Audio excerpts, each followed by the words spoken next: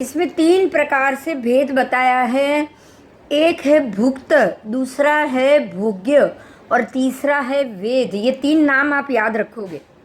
फिर से बोलो, भुक्त, भोग्य और वेद। ग्रह की तीन स्थिति बताई है।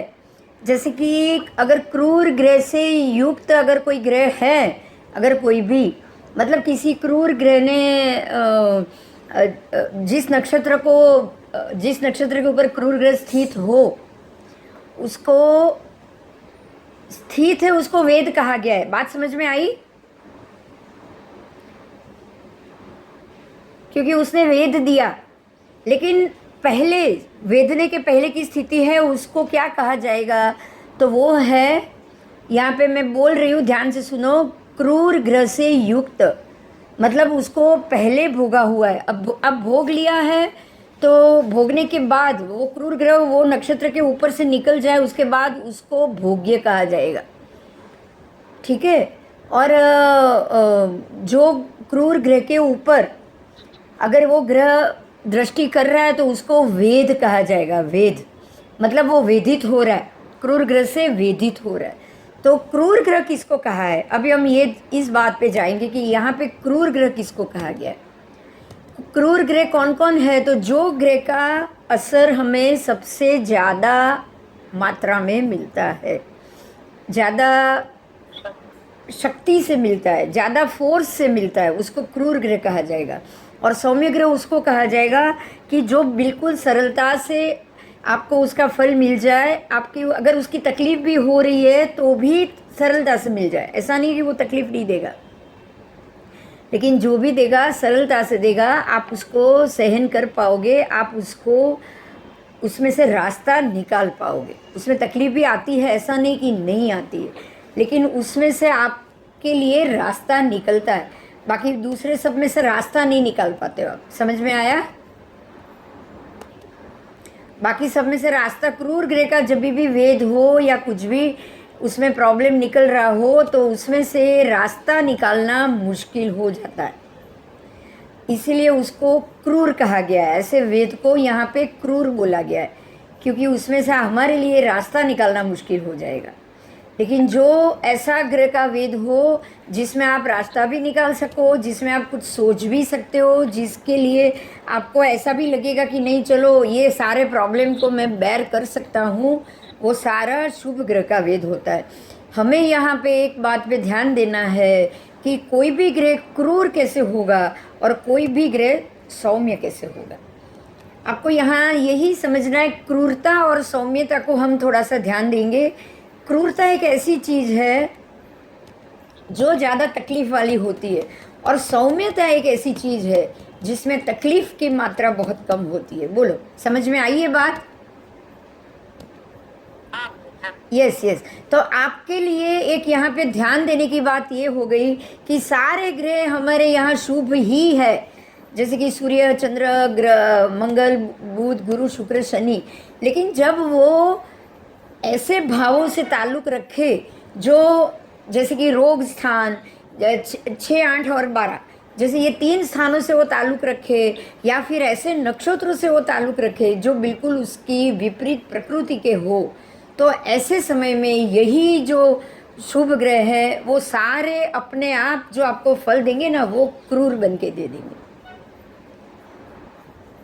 बराबर?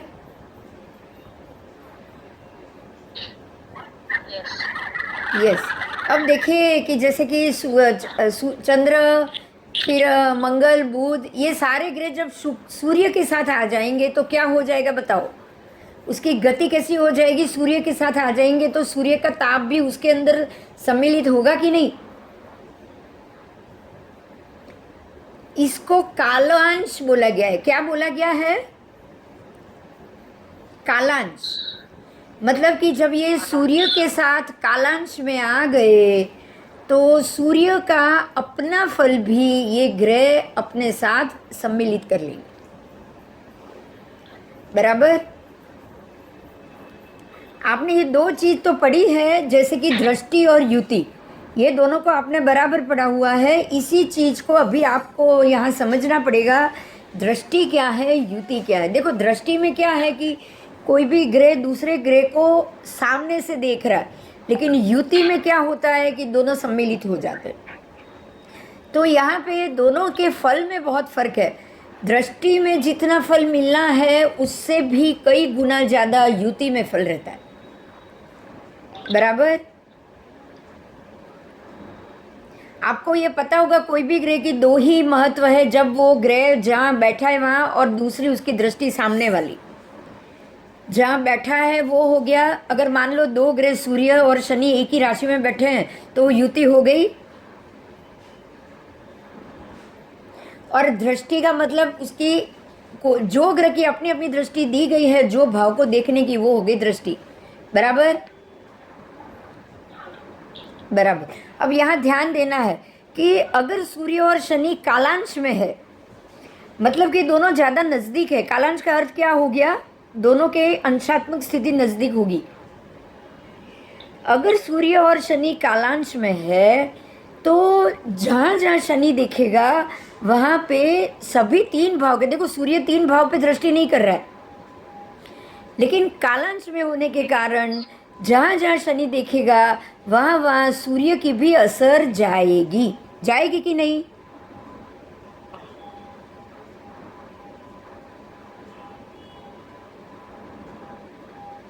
जाएगी कि नहीं?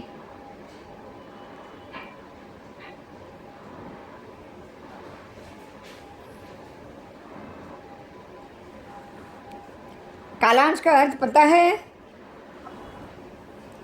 कालांश का अर्थ है कि जितने नज़दीकियाँ में ग्रह हो उसको कालांश कहा जाता है। जितने नज़दीक नज़दीक ग्रह, सूर्य मैं बोल रही हूँ यहाँ पे, आप सुनो, चंद्र भौम आदि ग्रह सूर्य के नज़दीक आने से जितने अंशों तक अस्त रहते हैं उन अंशों को कालांश कहा गया है।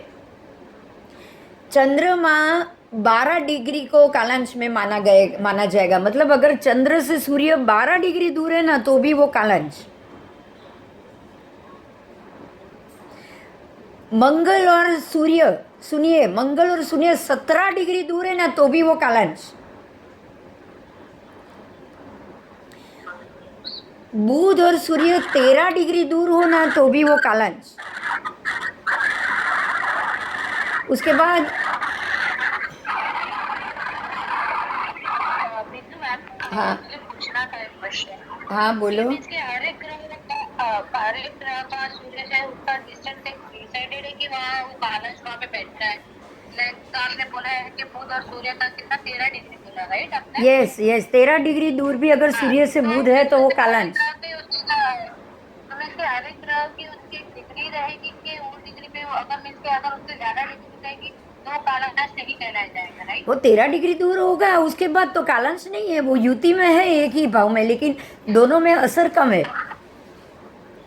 हाँ मैं वही बोल रही ना, अगर मीन्स के 13 डिग्री का एक डिस्टेंस होगा, लेकिन अगर वो 15 डिग्री या 17 डिग्री दूर है सूर्य से तो वो कालांश में नहीं है। कालांश में नहीं है, वो कालांश में नहीं है, लेकिन युति में तो है ना। हाँ हाँ, युति में तो है एक ही राशि में। मतलब मीन्स के अगर युति में है लेकिन कालांश में नहीं, फिर वो कम असर करता है। कम असर करता है, बस ऐसा मत सोचना असर नहीं कर रहा है। हाँ, मतलब लेकिन वो ज्यादा असर करेगा, राइट? यस, कालांश में तो टोटल सूर्य के कमांड में आ गया तो वो। अब यहाँ देखिए, ध्यान दीजिए, एक पाप ग्रह है और दूसरा भी पाप ग्रह आ गया तो क्या स्थिति होगी? हाँ, उसकी असर ज्यादा हो जाएगी। समझ में आ रही है? और दोनों अपनी अपनी असर को मिश्र कर रहे हैं। एक सबसे बड़ी बात ये, इसको नहीं भूलना है आपको। आपको ये चीज़ को हमेशा याद रखनी है कि सभी ग्रह अपना अपना फल देने के लिए बिल्कुल स्वतंत्र है। अगर वो अच्छे ग्रह के साथ आ गए, मतलब शुभ ग्रह के साथ आ गए, तो वो अपना फल अच्छे से दे पाएंगे। बुध और गुरु साथ में आ गए तो दोनों का फल आपको बिल्कुल अच्छे से मिलेगा कि नहीं? लेकिन अगर सूर्य और बुध साथ में आ गए तो कमांडिंग कमांडिंग हो जाएगा, सूर्य कमांडिंग हो जाएगा, बस परफेक्ट। क्योंकि पाप ग्रह है ना, वो अपना अपना अपने आप दूसरे ग्रह का कमांड अपने अंदर खींच लेगा।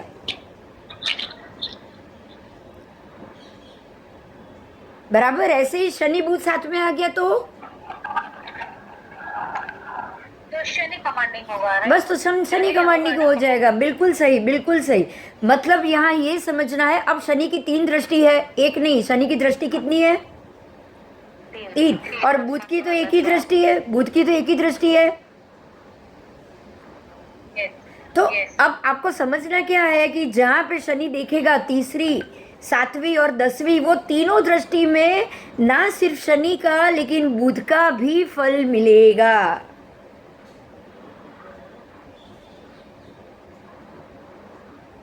बात समझ में आई मेरी? ये और ये फल कब मिलेगा मालूम है? अंतरदशा में। जो जो ग्रह की अंतरदशा जितने दिन तक चल रही है ना, जितने दिन तक दशा अंतरदशा चलेगी ना, वो अंतरदशा में ये जो जो ग्रह युति में है, कालांश में है, और जो भाव को देख रहे हैं, जो भाव में बैठे, वो सभी भावों का फल आपको मिल जाएगा। ये समय आएगा आपके अंतरदशा में।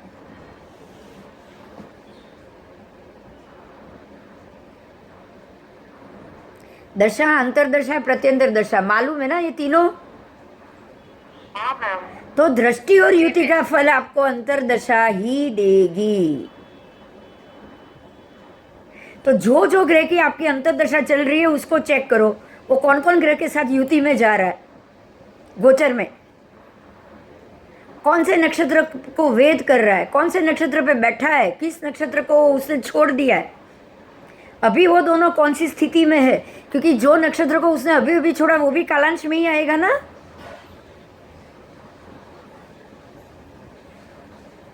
आएगा कि नहीं? हाँ, तो आपको यहाँ पे एक बड़ी बात ये जानने को मिली आज, मुझे ऐसा लग रहा है आपने ये पहली बार ही जाना होगा कि प्रत्येक ग्रह, प्रत्येक नक्षत्रपति, वो भी ग्रह ही है, बराबर।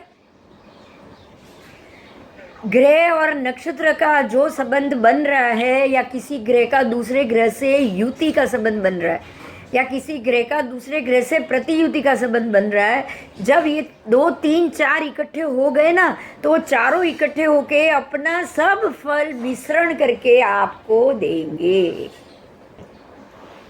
समझ में आया?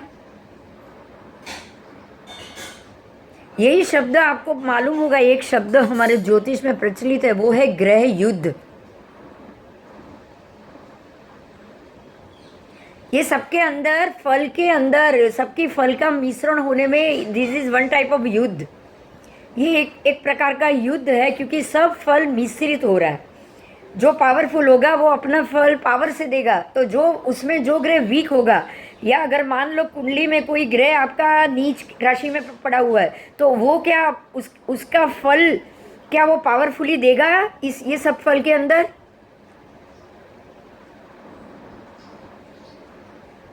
जो ग्रह के पास पावर कम है वो अपना फल नहीं दे पाएगा, बराबर। और जो ग्रह ज़्यादा पावरफुल है, जो केंद्र में बैठा है, वो फोर्सफुली अपना फल देगा कि नहीं इसमें? तो आपको तो शनि, सूर्य, चंद्र किसका मिश्रण होके आ रहा है वो जानने की, अगर वो जान लिया तो ही फलादेश निकाल पाएंगे, बराबर। नहीं तो निकाल पाओगे क्या? आपको पहले कुंडली में ये जानना पड़ेगा ना कि ये 3-4 ग्रह की इकट्ठे हो रहे हैं युति प्रतियुति में, तो ये 4 में से कौन सा ग्रह मुझे पावरफुली रिजल्ट देगा। बिंदु में वही मुझे एक क्वेश्चन और एक था, चलो हमने शनि और सूर्य का कहा, लेकिन अगर शनि और सूर्य के अलावा दूसरे कोई ग्रहों की युति है, तो हम उसमें कैसे पता चलेगा कि इसमें सारे में सबसे ज्यादा पावरफुल ग्रह कौन सा है? ये तो आपको सबसे पहले तो देखो, आपने ये सीखा हुआ है, कुंडली में से यही सबसे पहले निकालना है कि लग्न के हिसाब से कौन सा ग्रह उच्च हो रहा है, या वर्गोत्तम हो रहा है, या केंद्र बल ले रहा है। वो ही सबसे ज्यादा पावरफुल होगा। अगर जो ग्रह केंद्र बल ले रहा है, सूर्य के लिए मैं बताऊं, सूर्य के लिए अगर आपका सूर्य कुंडली में उच्च का है और राशि आपकी सूर्य की राशि 6-8-12 में नहीं जा रही है, मतलब जो लग्न है वो उसमें 6-8-12 में सूर्य की राशि नहीं जा रही है, सबसे पहले तो वही चाहिए ना आपको। हाँ, और अगर सूर्य कुंडली में उच्च का हो या फिर वो केंद्र में हो या फिर वो लाभ स्थान में हो, सबसे बलवान स्थान तो 5 ही है आपकी कुंडली में। सबसे पहला है लाभ, उसके बाद आएगा दसम स्थान, फिर आएगा लग्न, चौथा और 7वां। ये 5 स्थान सबसे बलवान स्थान है, 4 केंद्र और लाभ। अगर ये 5 में से किसी एक स्थान में जो ग्रह भी बैठा हो, मैं बैठने की बात कर रही हूँ, सबसे महत्व ग्रह की हाजिरी का है। मेष राशि सूर्य की उच्च की हो लेकिन मेष में सूर्य आए नहीं, तो शनि राशि, तुला राशि शनि के लिए उच्च की राशि हो गई, लेकिन तुला राशि में शनि जाता कब है? 30 साल के बाद ना। हाँ, क्या फायदा? शनि जहां बैठा है वो महत्व है कि नहीं? बताओ, ज्यादा महत्व क्या होगा? शनि जो राशि में घूम रहा है वो सबको फल मिलता है ना उस हिसाब से। हाँ हाँ, हर बार तो हर एक राशि में शनि घूमता रहे, लेकिन क्या सारा फल तुला को ही मिलता है? ऐसा तो पॉसिबल नहीं है ना। हाँ, सबको मिलता है। मतलब ये हो गई कि राशि का मालिक ग्रह जो अपनी जो भी राशि का हो, लेकिन वो देगा तो 12 के 12 राशि को फल। तो महत्व क्या है? ग्रह कौन सी राशि से निकल रहा है, वो सबसे ज्यादा महत्वपूर्ण है कि अभी ग्रह कौन सी राशि से निकल रहा है, और वो जो राशि से निकल रहा है, जहां से वो निकल रहा है, उस राशि से वो ग्रह का संबंध क्या बन रहा है, वो सबसे महत्वपूर्ण बात। वो राशि से तो संबंध बन रहा है, लेकिन उसमें अगर मान लो कि शनि अभी गोचर में शनि कुंभ से निकल रहा है, तो कुंभ में मान लो कि और भी 2 कोई अशुभ ग्रह बैठे हैं, तो वो अभी तो कुंभ का फल मिश्रित होगा कि नहीं होगा सबका?